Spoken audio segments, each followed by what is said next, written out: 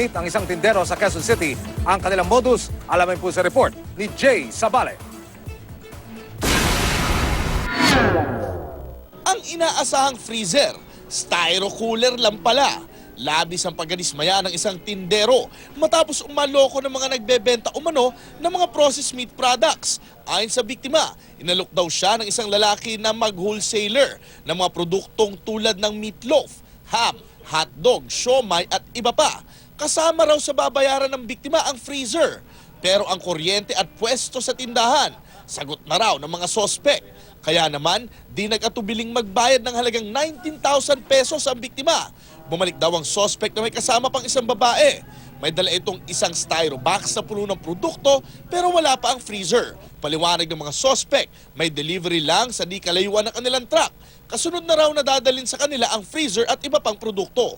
Umalis daw muli ang mga sospek dahil may iba pang kausap na tindahan. Ang kaso, hindi na muling nagpakita ang mga sospek. Sa tansya ng biktima, nasa halagang 6,000 pesos lang ang produktong naunang dinala.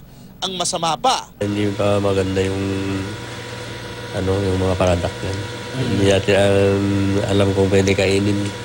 mag-iisang buwan pa lang daw ang tindahan ng biktima na inutang lamang ang pangnegosyo.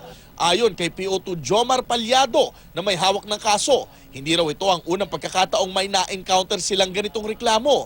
May pagkakataon pa nga raw na aabot sa 200,000 piso ang nakulimbat ng mga sospek. Hindi rin daw limitado sa karning produkto ang pinambibiktima. May pagkakataon pang grocery items ang inaalok.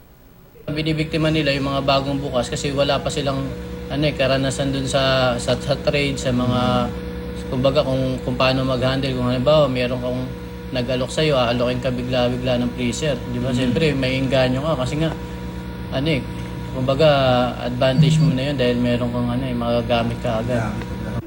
Payo ng mga otoridad, huwag agad maniwala kapag may nag-alok ng produkto. Alamin daw ang pagkakakilanlan na nagbebenta at mas maganda kung malitratuhan pa ang mga ito.